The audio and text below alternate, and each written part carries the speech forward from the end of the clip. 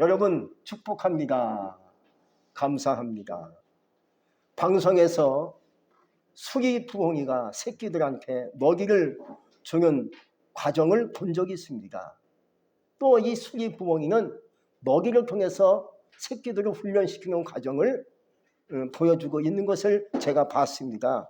어떻게 새끼를 먹이를 가지고 훈련시키는가?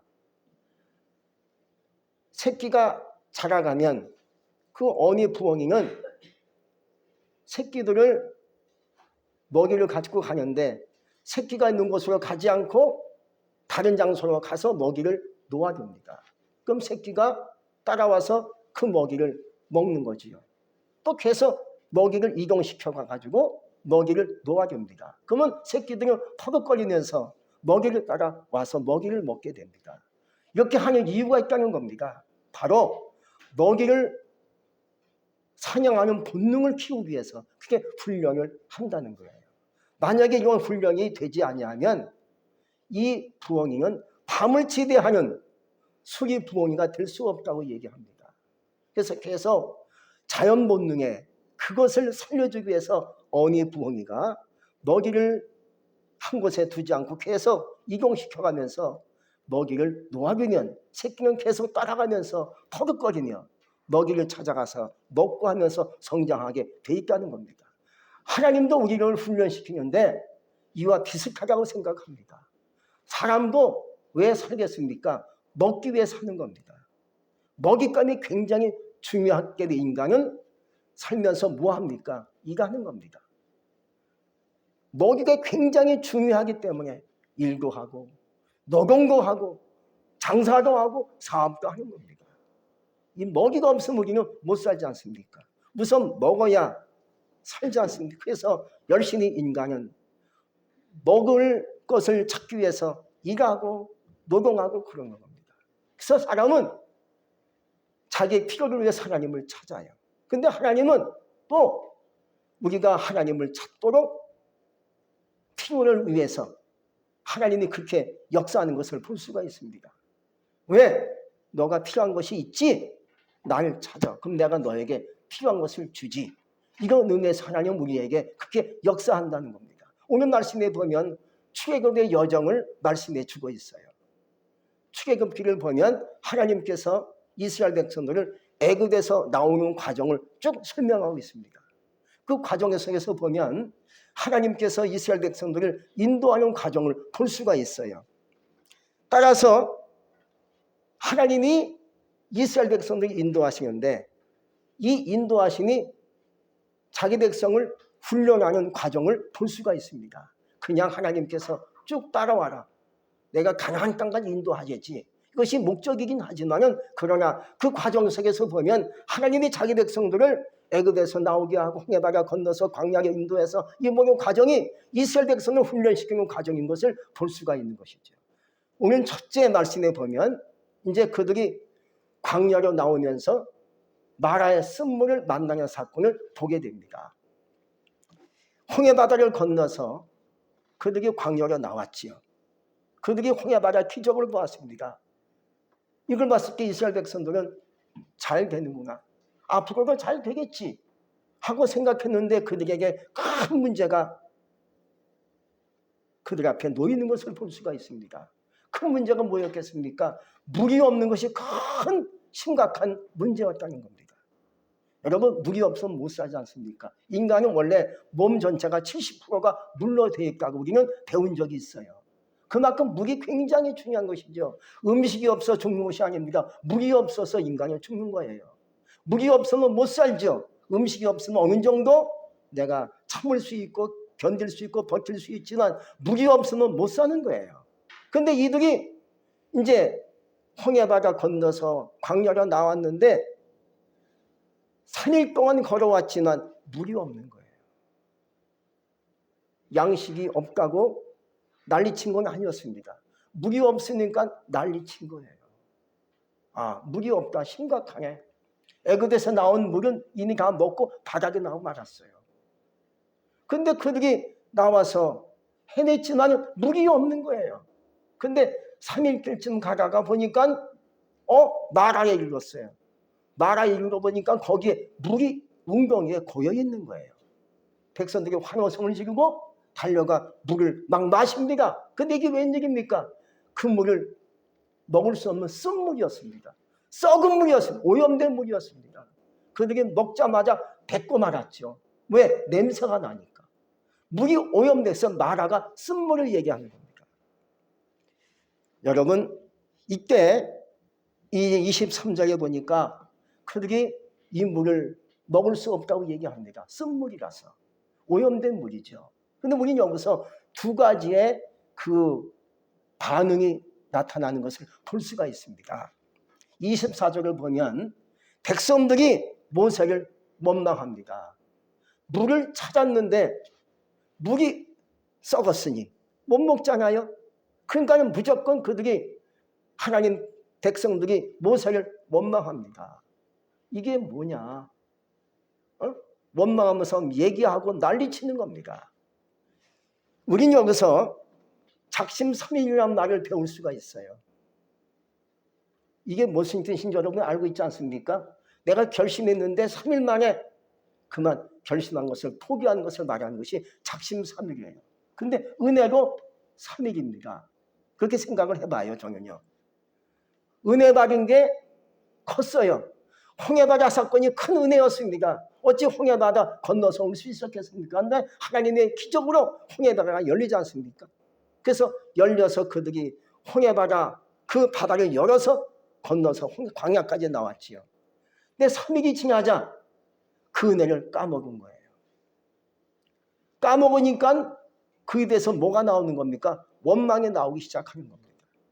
은혜도 3일이라 이 말이에요. 3일이 지나니까 그 받은 은혜, 받은 하나님의 놀라운 기적을 잊어버렸어요.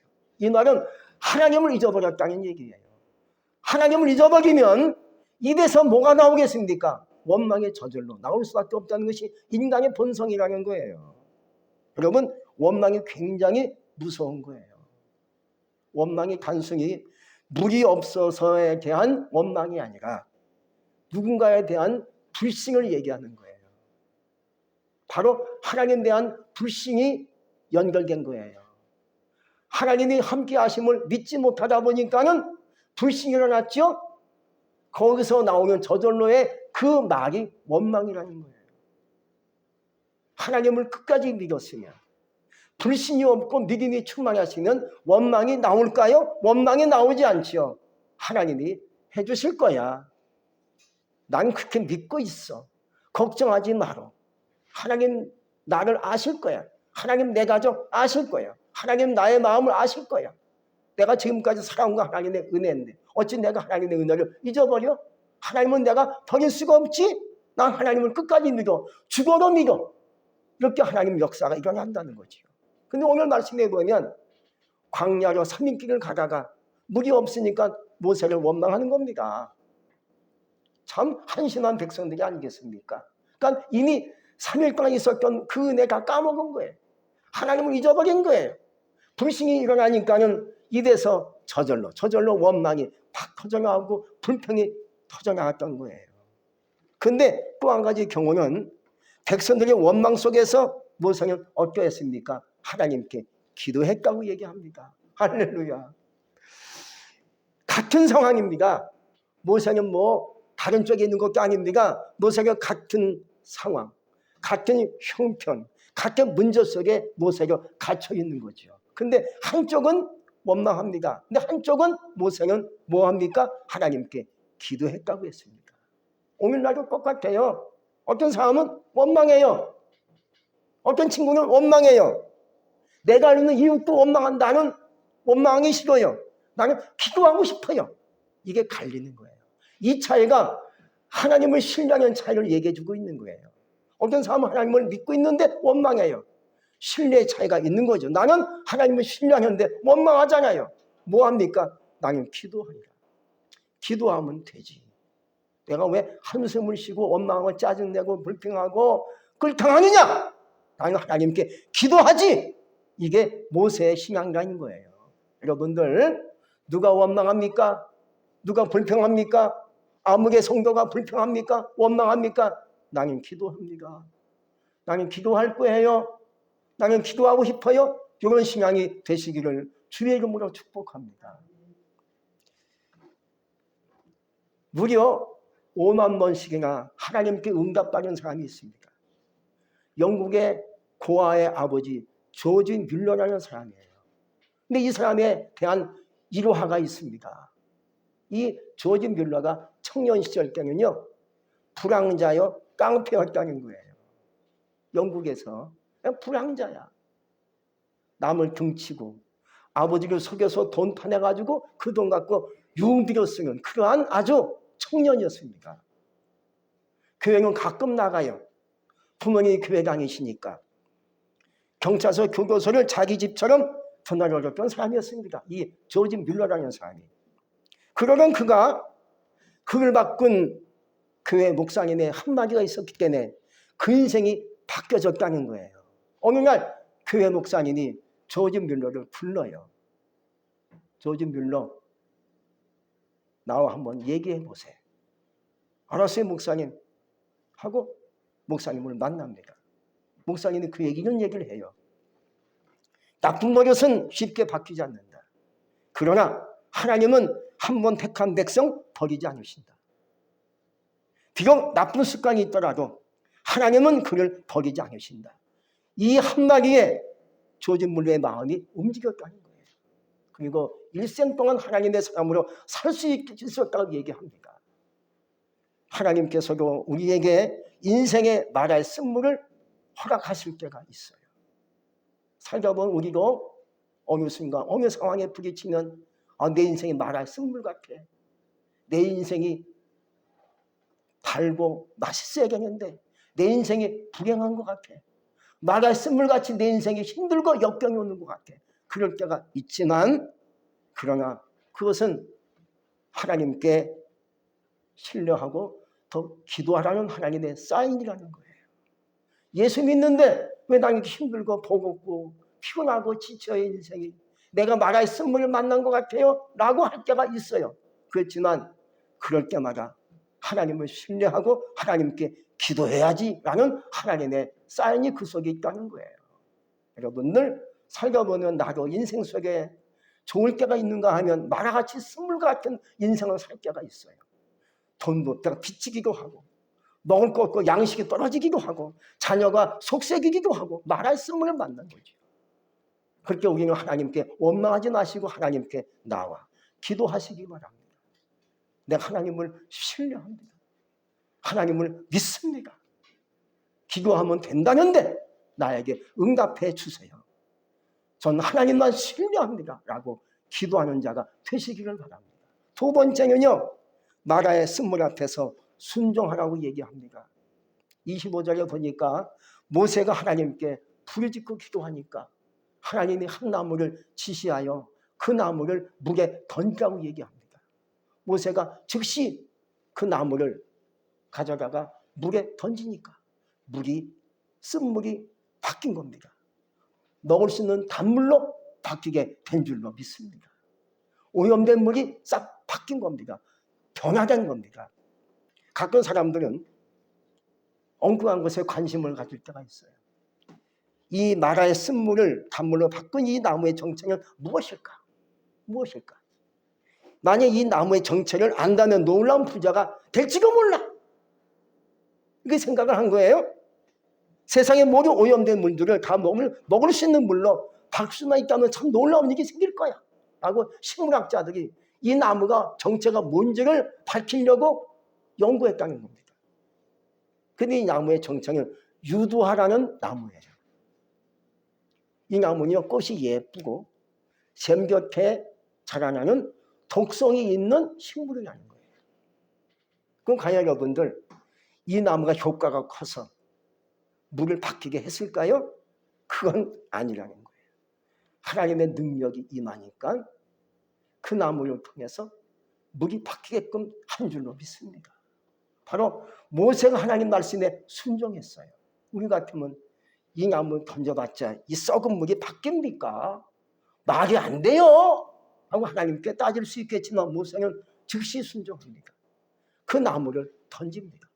던지니까 물이 바뀌어서 먹을 수 있는 물로 바뀐 줄로 믿습니까? 순종의 시간을 우리에게 말씀해 주고 있어요. 모세의 순종이 하나님의 기적을 낳게끔 한 줄로 믿습니다. 여러분, 순종은 하나님의 능력, 우리의 삶 속에 옮겨놓을 수 있는 계기가 되게 해주세요. 순종은 축복의 통로가 되기도 해요. 참 순종 우리가 많이 듣습니다. 순종하세요. 순종하면 돼요. 하지만 잘 안 될 때가 있습니다. 그런 오늘 말씀해 보면 모세가 하나님께 기도하고 하나님께서 말씀하시니까 그 말씀 갖고 그대로 순종하니까 물이 바뀌어서 먹을 수 있는 물로 완전히 변화받게 된 줄로 믿습니다. 여리고 성이 무너진 역사가 말씀에 기록되어 있지요. 그게 여호수아에 나와 있는 얘기예요. 어떻게 여리고 성이 무너질 수 있었겠는가? 하나님이 여호수아에게 얘기합니다. 여호수아야, 여리고 성이 무너질 것을 너가 믿어요. 무너져야 되지요. 그러면 백성들과 함께 날마다 하루에 한 번씩 돌라. 그 성을 일주일을 돌라. 그 일주일 마지막 날은 7번 돌고 외쳐라. 그럼 성이 무너질 것이다 하고 하나님께서 여호수아에게 얘기합니다. 이 말이 되는 얘기입니까? 어찌 성이 그 돈다고 해서 함락될 수 있겠습니까? 안 되지요. 근데 여호수아는 하나님 말씀을 믿고 백성들에게 지시하여 여호수아와 함께 백성들이 쭉 날마다 새벽같이 일어나가지고 하루에 한 번씩 돕니다. 다음 날도 돕니다. 7째 날은 7번 돕니다. 외치니까 성이 무너진 거예요. 이게 뭡니까? 순종의 결과라는 거예요. 근데 요새는 이상한 일이 있어요. 오늘 사모님이 오늘 아침에 주일날 오다가 보니까 깃발을 들고 20명이 쭉 거리를 다니더라는 거예요. 여기 신창동 이게 횡단보도 건너서 가길래 신창교회 신장가 이렇게 깃발에 십자가 걸고 돌더라는 거예요. 그래서 신창교회 신자가 나와서 전도하려고 나왔는가? 근데 가는 대로 가더라는 거예요. 그 제가 본 적이 있지요. 신천지의 7일 기적이라는 그 표가 있어요. 그게 바로 오늘 말씀을 얘기하는 거예요. 그러니까 요단강 건너서 여리고성을 돌듯이 돌면 이 지역을 먹을 수 있다 그 얘기예요. 그래서 신천지의 7일의 기적을 그들이 지금 하고 있는 거예요. 그래서 20명씩 각 지역에 나눠가지고 깃발들을 돌고 있는 거예요. 7번 돌면 이 성이 함락되어지고 신창동을 먹을 수 있다 그 얘기예요. 그거 잘못된 거죠. 거기다 적용하면 되겠습니까? 욕심이 너무나 넘치는 거죠. 어쨌든 중요한 것은 하나님 말씀에 순종한 결과가 여리고성에 무너지는 역사가 일어났다는 거죠. 두 번째는요, 나만 장군의 순종이 나병을 고치게끔 해줬어요. 이 나만 장군 아람 군대 장관인데 몸에는 질병이 있어요. 나병, 한센병, 문둥병 환자야. 근데 하나님께서 게즈바이를 통해서 얘기합니다. 우리 주인께서 이스라엘 나라 엘리사 선생님의 앞에 섰으면 그 병을 고쳐주실 텐데 그 말에 나만 장군이 군사를 거닐고 선물을 싸들고 엘리사 선지자 앞에 갑니다. 집을 놓고 합니다. 문을 놓고 합니다. 그때 엘리사가 벌써 올 걸 알고요. 계하식을 통해가지고 이렇게 지시합니다. 장군님, 우리 선생님이 얘기하기로요. 요단강에 가서 7번 씻으면 깨끗이 낫는데요. 이 말을 합니다. 나만이 화가 납니다. 내가 왔는데 엘리사는 한 콧방귀도 안 끼고 제자가 와서 이렇게 얘기하니 나 안 간다. 그러니까 그 밑에 있는 부하들이 아버지시오 그러지 마세요. 여기까지 오셨는데 믿져야 본정이니까 한번 가셔서 몸을 씻으세요. 그럴까? 하고 어쨌든 순종하며 갑니다. 요단강 가서 7번 씻으니까 깨끗이 몸에 나았다고 얘기합니다. 이 순종의 결과라는 거예요. 할렐루야. 실로암의 기적도 순종을 통해서 나타난 역사인 거예요. 물이 포로전형 사건도 하인들의 순종이 있었기 때문에 물이 포로주 될 수 있었다는 거예요. 그러므로 순종은 때가 있다는 거예요. 말하는 우리에게 순종의 때를 보여주고 있는 말씀이에요. 오늘 나에게 말씀하시면 오늘 순종하라는 거예요. 이 시간 나에게 말씀하시는 이 시간 순종해야 하나님의 능력이 나에게 올 수 있다는 거예요. 오늘 말씀했는데 한 달 후에 실천해. 그건 안 된다는 거예요. 오늘 하나님께서 모세에게 말씀하니까 즉시 모세가 나무를 들고 물에 던지니까 물이 바뀐 것처럼 오늘 나에게 하나님이 말씀했어요. 이 시간 나에게 말씀했어요. 그러면 그대로 순종하는 것이 순종의 역사를 몰고 오는 계기가 될 수 있다는 거예요. 우린 그러므로 하나님께 말씀을 받으시면 그 말씀 그대로 순종하며 지킬 수 있기를 주의 이름으로 축복합니다. 그리함으로 하나님의 능력이 여러분의 삶 속에, 여러분의 가정 속에 인하여 질병도 떠나가고 가난도 물러가고 고통이 물러가고 마라의 쓴물의 역사가 단물로 바뀌는 역사가 있기를 주의 이름으로 축복합니다. 또 세 번째는요, 더 좋은 쪽으로 인도하신다는 거예요. 현재 우리 앞에 놓인 마라 같은 역경과 고난이 있을지라도 이것이 뭡니까? 아, 하나님께서 나를 더 좋은 쪽에 인도하신다는 사인이구나 하는 것을 느낄 수 있어야 될 줄로 믿습니다. 그래서 환난은 인내는 바로 우리에게 소망을 이룬다고 얘기했습니다. 사도 바울은요, 환난이 왔습니다. 아이고 큰일 났네 이게 아니었습니다. 아, 이걸 통해서 나에게 소망이 오겠구나. 이걸 느끼고 기도하니까 그렇게 된 줄로 믿습니다. 우리도 똑같아요. 나에게 마라 같은 쓴물 같은 고난이 왔습니까? 내 인생 끝났네. 내 인생 불행한 사건이 왔네.